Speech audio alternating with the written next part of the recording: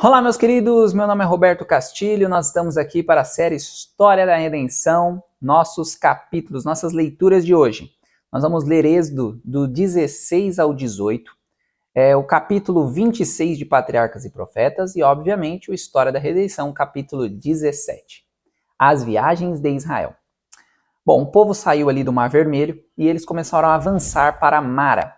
E quando chegaram ali, o problema da água aconteceu. E mesmo o povo vendo Deus ali fazer milagres, né, como abrir o mar, este mesmo povo começou a murmurar porque não tinha água para beber. E aí o que aconteceu? Aconteceu que eles estavam a 3 horas de água. Ou seja, eles andaram por 3 dias e murmuraram. Se eles tivessem andado só mais 3 horinhas, teriam água.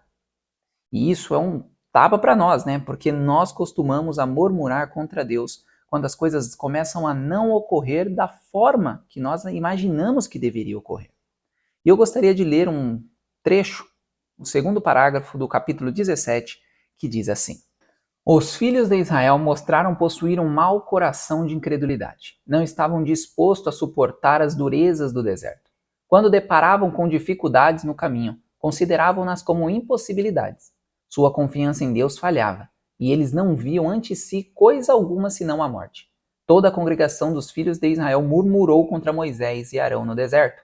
Disseram-lhe os filhos de Israel: Quem nos dera tivéssemos morrido pela mão do Senhor na terra do Egito, quando estavam sentados junto às panelas de carne e comíamos pão a fartar, pois nos trouxeste a este deserto para matardes de fome a toda essa multidão.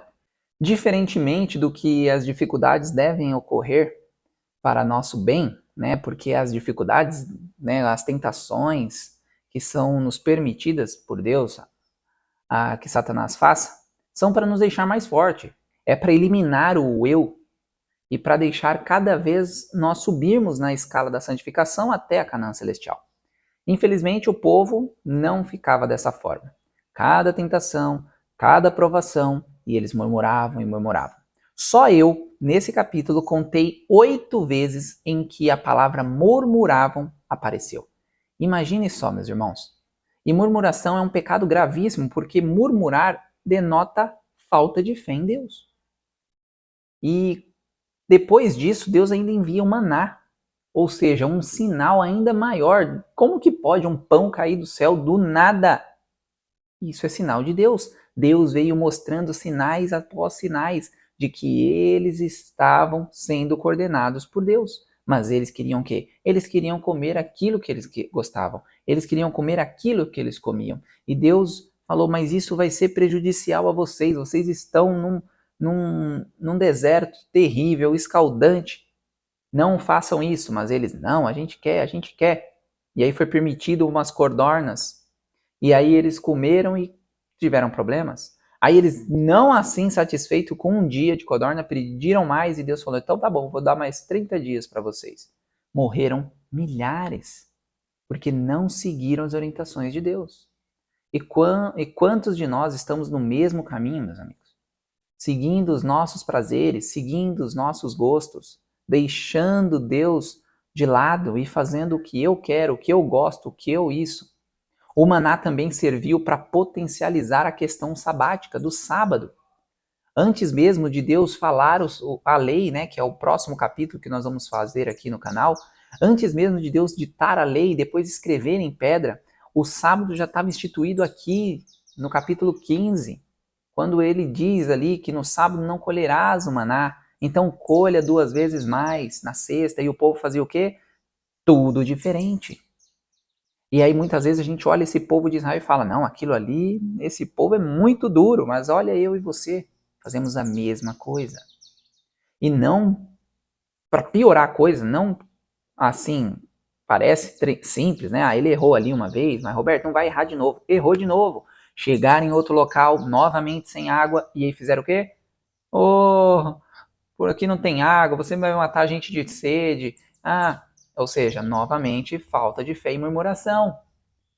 E aí, quem é a rocha? Quem é a rocha que dá água? É o próprio Cristo. 1 Coríntios 10, de 1 a 4.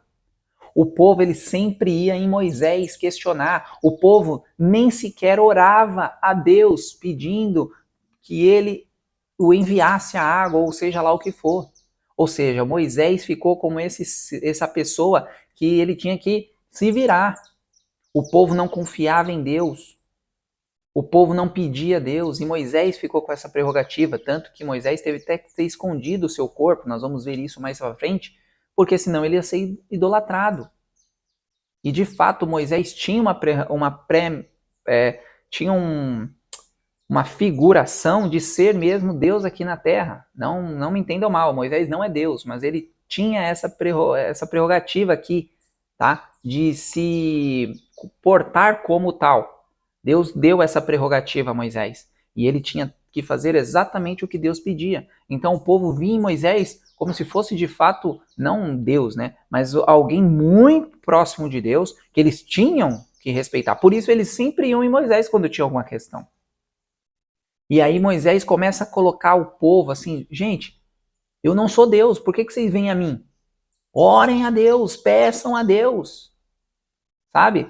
Moisés sempre tirando dele, eu não sou Deus, eu sou aqui só representante dele.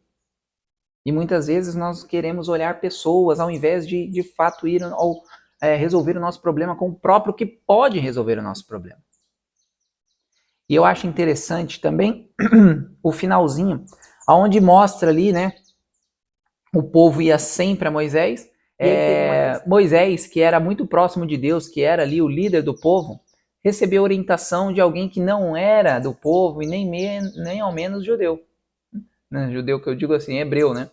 E aí o sogro dele, chamado Jetro. E vocês acham que Moisés fez o quê? Ah não, ô Jetro, eu falo com Deus aqui direto, converso com Deus, você vai querer me dar uma lição, me ensinar, Jetro? Por favor, né? Não, Moisés foi humilde, reconheceu ali que Deus estava falando através do seu sogro. Por quê? Porque eu e você precisamos ser humildes, meus irmãos. A igreja adventista, sim, tem a verdade, tem, mas tem pessoas lá fora que vivem muito mais, às vezes, essas verdades do que nós aqui dentro. Então, Deus usa, sim, pessoas e métodos e, assim, que para confundir a gente mesmo. Por que Deus não mandou um irmão da igreja falar para Moisés? Mandou alguém de fora? Justamente para orientar a mim e a você que nós precisamos estar abertos a ouvir as pessoas, independente de quem elas são, porque às vezes Deus vai usar uma mula para falar contigo, porque eu e você somos tão duro, que só uma mula para fazer a gente cair na real. Então, meus amados, sempre estejamos em Mateus 7,16, onde diz o quê? Conhecereis pelos frutos. Mateus 7,20, e pelos seus frutos o conhecereis. Então, os frutos devem nos fazer se a pessoa está falando por Deus ou pelo inimigo. O fato é que Moisés obedeceu ali a Jetro, porque ele viu que Jetro estava sendo orientado por Deus. E eu vou finalizar com um último parágrafo desse capítulo para nós encerrarmos. Mas antes, eu queria deixar aqui para vocês 1 Pedro 5,5. Diz o seguinte: semelhantemente vós jovens, sede sujeitos aos anciãos e sede sujeitos uns aos outros, revestindo-vos de humildade, porque Deus rejeita o soberbo, mas ele dá graça aos humildes. Moisés foi humilde. E é por isso que ele obteve a graça e a solução para os seus problemas. Seja humilde também. Vamos ler comigo o último parágrafo?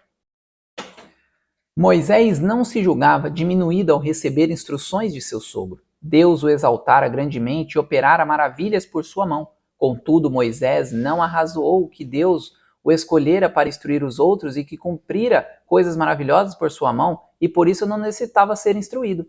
Alegremente ouviu as sugestões de seu sogro e adotou seu plano como uma sábia providência. Bom, eu espero que eu e você sejamos assim como Moisés. Melhores para ouvir e menos para falar. Que Deus abençoe a cada um de vocês e nos vemos no próximo vídeo. Tchau, tchau.